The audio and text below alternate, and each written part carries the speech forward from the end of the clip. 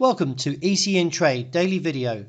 Before we begin, it should be noted that any advice is of a general nature only and that your personal circumstances have not been taken into consideration. Hello everyone, my name is Rob Clayton and thank you very much for joining me.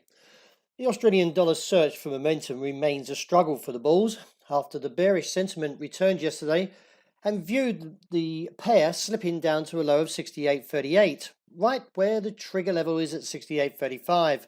Respecting this level, along with the 60-day moving average, where you can see I've outlined here at 68.28, the market is still showing some indecisiveness as this long-legged doji has come into play.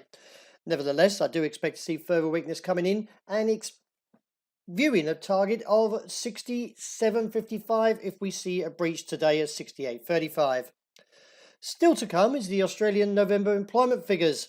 Now, last month, if you can remember, we had a whopping negative 19,000 less jobs, and at this stage, we're looking for a positive 14,500. It is viewed, though, that if we get a weaker number, then this would reaffirm that we are expecting a rate cut in February.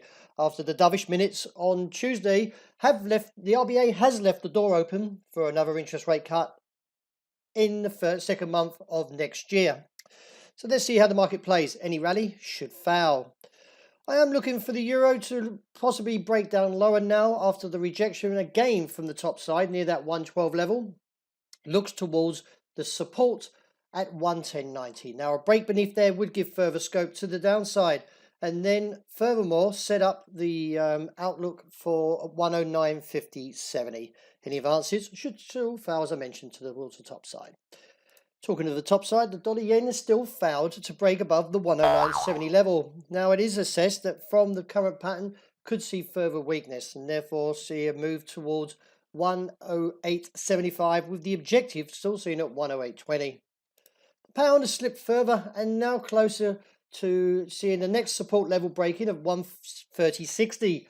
From the break earlier this week of 132.20 does put a target of 129.10 where I've outlined here and reassess.